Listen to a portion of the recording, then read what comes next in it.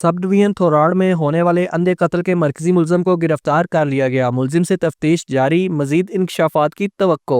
SSP Poonch हुरम Iqbal ने media से गुफ्तगू करते हुए कहा है कि पुलिस ने साइंटिफिक तरीकों से तहकीकात करते हुए सर्दी बलगरां दमनूटा के रिहायशी मंसूर आजाद को गिरफ्तार करके मुलजिम से कत्ल में इस्तेमाल होने वाला सामान भी बरामद कर लिया और मुलजिम ने एतराफ जुर्म भी कर लिया है, जो पुलिस की बड़ी कामयाबी है। उन्होंने कहा कि मुलजिम ने दीगर साथियों की मदद से मंगल और बुध की शब को अपने पड़ोसी 32 साल अब्दुल कादर को करीबी शेल्टर में घुसकर कत्ल कर दिया था। इस कत्ल में मुलजिम के साथ दीगर अफराद भी मुलविस थे, जिनसे तफ्तीश जारी है। कातिल अपने जुर्म को छिपाने के लिए कब्र पर भी काम करता रहा और नमाज जनाजा भी अदा की। मकतूल के घर वालों को हौसला भी देता रहा। मुलजिम मंसूर आजाद की निशानदेही पर आला कत्ल, जिसमें डंडे और बिजली की तारें वगैरह शामिल थीं, बरामद कर ली गई हैं। मुलजिम से मजीद तफ्तीश जारी है और मजीद इंकशाफात की तवक्को है। तो वो जो खून वगैरह निकला तो वो रस के उन रजाइयों के अंदर चला गया। हमने कोशिश की कि हमें जमीन से भी खून मिले, लेकिन हमें वो उस तरह की चीज ना मिली। वो जो भी ब्लड उससे निकला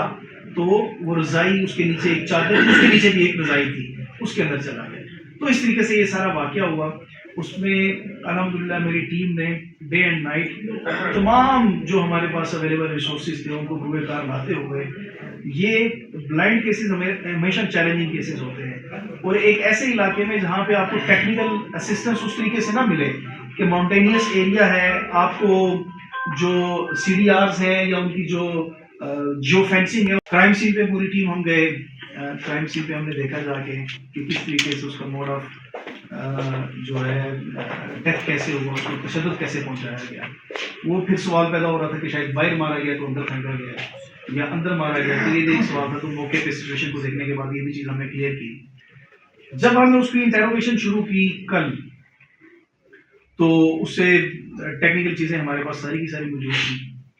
तो ये हमारे DSP सिटी बैठे हैं, इन्होंने उस प्रोसेस के दौरान एक चीज़ नोट की कि वो जो मुलजम जिसको हम इंटेरोगेट कर रहे थे, उसके नाक के बिल्कुल करीब नाखूनों के निशान थे।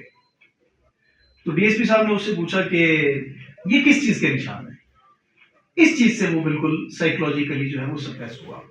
फिर हमने उसके बॉडी के दूसरे हिस्से देखे तो हाथ के ऊपर भी स्क्रैचेस के निशान थे। ये आप किसी से लड़ाई करें तो अगला बंदा मजामत करे तो आपको उसको निशान पड़ जाते हैं।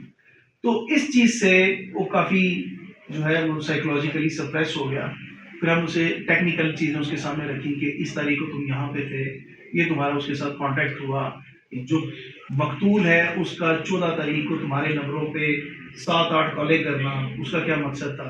जब उसने ये देखा कि पुलिस ने तो तमाम की तमाम मेरी लोकेशन, मेरी मूवमेंट, मेरी calls, each and everything, messages वगैरह तक ट्रेस कर लिए, तो वो ज़्यादा देर सर्वाइव नहीं कर सकता।